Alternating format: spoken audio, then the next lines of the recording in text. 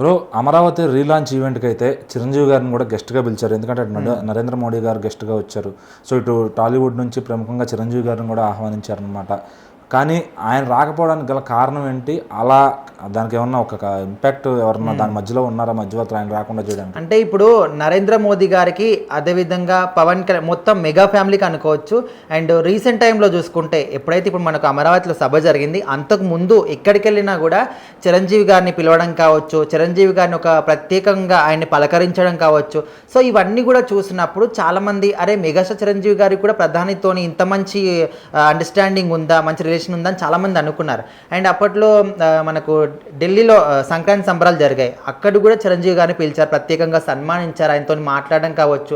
So ఇదంతా కూడా చూసి అప్పుడేమనుకున్నారంటే అరే చిరంజీవి గారిని బీజేపీ పార్టీలోకి తీసుకుంటున్నారేమో, ఇంతకుముందు ప్రజారాజ్యం అని చెప్పేసి అది పెట్టుకున్నాడు, ఇంకా వర్కౌట్ అవ్వక కాంగ్రెస్లో విలీనం చేసేసాడు. సో ఇప్పుడు ప్రధాని గారితో ఇంత మంచి రిలేషన్షిప్ మెయింటైన్ చేస్తున్నాడు కాబట్టి ఖచ్చితంగా ఇంకా బీజేపీలోకి తీసుకుంటున్నారేమో. అండ్ అప్పట్లో అన్నారు కేంద్రంలో కూడా ఏదన్నా ఒక మంచి పదవి చిరంజీవి గారికి ఇస్తారేమో, అందుకోసమని ఇప్పటి నుంచే ఆయన్ని ఈ విధంగా మాట్లాడడం కానీ, రిలేషన్ మెయింటైన్ చేయడం కానీ చాలామంది అనుకున్నారు.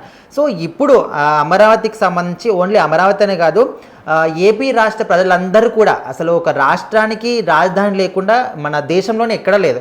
So for the first time రాజధాని లేకుండా ఉన్న రాష్ట్రం ఏదైనా ఉందంటే ఖచ్చితంగా అది ఏపీనే. సో ఈ యొక్క గొప్ప ఘనత మనకు ఖచ్చితంగా జగన్మోహన్ రెడ్డి గారికి చెందుతుంది. సో ఆయన ఒకటి కాదు, రెండు కాదు, 3 రాజధానులు అన్నాడు. సో 3 అని చెప్పినప్పటికీ కూడా ఏ ఒక్క దాని గురించి కూడా మాట్లాడి, ఏ ఒక్క దానికి కూడా ఒక స్టెప్ ఫార్వర్డ్ వేసి దాని గురించి యాక్షన్ తీసుకున్న దాఖలాలు లేవు.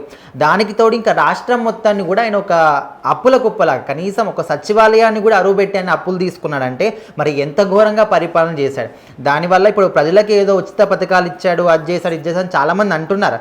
ఓకే, వాళ్ళకు మంచి జరిగింది కాబట్టి వాళ్ళు గొప్పగా చెప్పుకుంటున్నారు. కాకపోతే అన్ని ప్రతి ఒక్కటి కూడా ఉచితంగా ఇచ్చి వాళ్ళని సోమరిపోతులు చేసి రాష్ట్రాన్ని అప్పులపాలు చేశాడు తప్ప అక్కడ డెవలప్మెంట్ కానీ, ఒకరు జాబ్లు ఇవ్వడం కానీ, కంపెనీస్ రావడం కానీ ఏది కూడా ఆయన చేయలేకపోయాడు. సో మరి ఈ ఒక్క విషయంలోనే ఖచ్చితంగా జనాలందరూ కూడా ఆయన్ని విపరీతంగా నీట్గా మూట కట్టుకోవడం కావచ్చు. సో దానికి తోడు ఆయన అయితే ఏ విధంగా ట్రీట్ చేయాలనుకున్నారో ఆ విధంగా కూర్చోబెట్టుకున్నారు.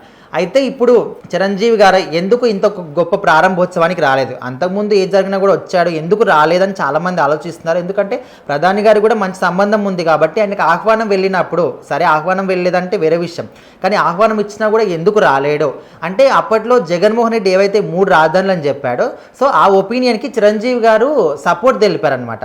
సో అట్లా ఇది రైతుల దగ్గర నుంచి, ఇప్పుడు అమరావతికి రైతుల దగ్గర నుంచి భూములు తీసుకొని సో వాళ్ళే స్వయంగా ఇచ్చినప్పటికీ కూడా ఈ ఒక విషయం అనేది చిరంజీవి గారికి నచ్చలేదంట. సో అందుకోసం అనేది ఆయన ఈ అమరావతి రాజధానికి అయితే సపోర్ట్ చేయలేదంట.